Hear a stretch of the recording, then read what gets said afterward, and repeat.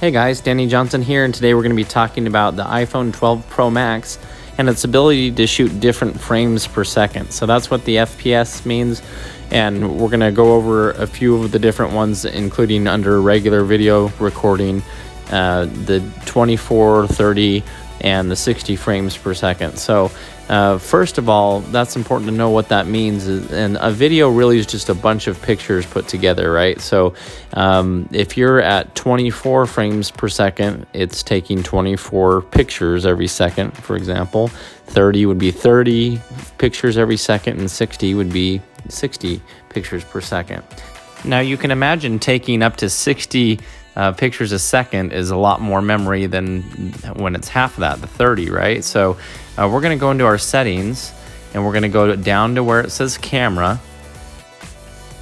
And when you click on camera, it's going to give you some options for recording. We're going to go into record video, and right now we're at 30 frames per second at 1080p.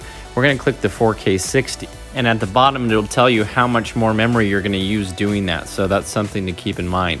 Now, when you turn the camera on, the top left corner will tell you what you're currently recording in. So if you look up here, see how where the 60 and the 4K is? As you tap on that, it changes, and what it shows is what you're currently recording in. So if it says HD 30, right now we're recording in HD 30.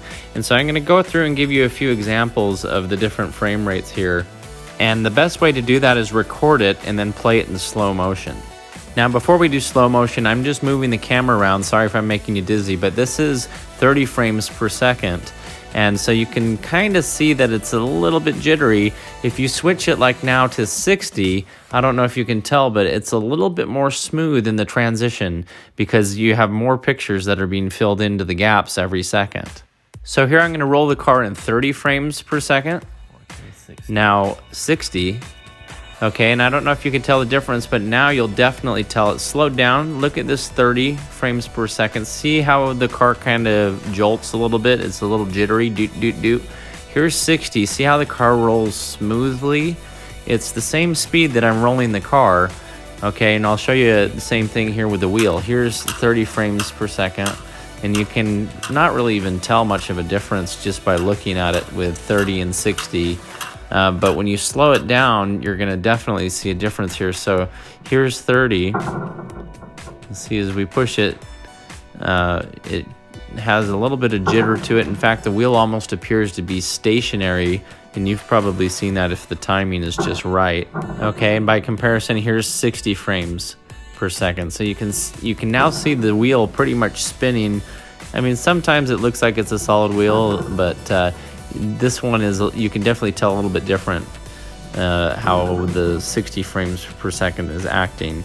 One of the main things you can do is tell just by looking at a lot of these LED headlights and taillights with your camera. You'll notice they kind of pulse at you. I don't know if you've ever noticed that on the newer cars.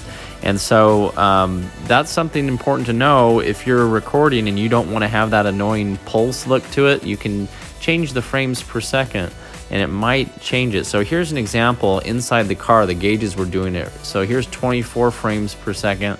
Notice how you see that pulsing. Now look at 30, it's almost disappeared. And then at 60, it's pulsing, but at a different rate. So I just want to flip through those again. 24, 30 is almost perfect. And then here's 60, you can definitely see more pulsing. So that might be a factor when you're recording of what frames per second you need to do.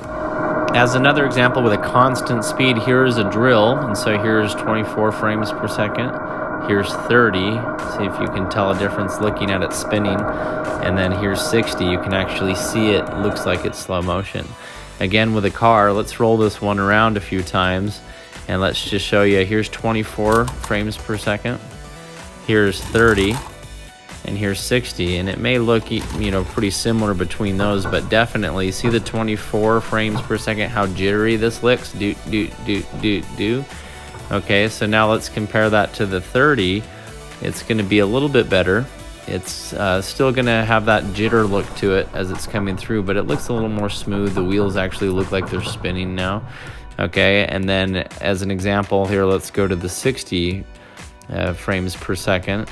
And you'll notice the car actually looks like it's just slowly moving along. So you can definitely tell a big difference there. Now, a few tips. If you're in low light, you're going to want to record in 30 frames per second, allowing more light to come in every time the lens basically opens. If you're low light, if you're high light like outside, then you can go ahead and do 60, and you're going to catch that detail without as much blurring. Also, you want to record, upload, and edit in all of the same frame rates, just for consistency. So hopefully this video was helpful, and you can go try it out when you're at night. Try the different settings, see if you're better off with fewer frames per second, allowing more light to come in. And definitely it's something to play with and see what turns out better for both the video camera and still shots. If you're going to do anything action oriented that you might want to slow down later, or you just want it to have a smoother look, then you're going to want to go to that higher frames per second thing. So definitely if you're running and jumping or wakeboarding or doing something like that, you're going to want to be highlight in the more frames per second. Most of the time, maybe you won't even know a difference, and you can be 30 frames per second and have the most storage options. My phone's 512 gig, but it could still fill up pretty fast if I'm doing 60 frames every second. So it's just something to consider and play with. Do what you think's best. Try out different things, and go to some places and record in both settings. See if you notice a difference or not. Sometimes you won't see a difference between the two. In the end, this is a fantastic phone, the iPhone 12 Pro Max. The 12 Pro doesn't have quite as many options, but it's still a good phone.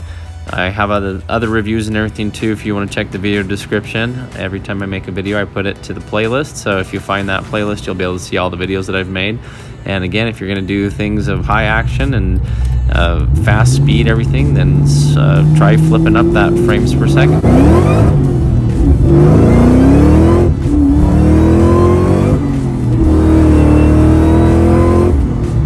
So thanks for watching. If you're new to the channel, please subscribe and check the playlist in the video description.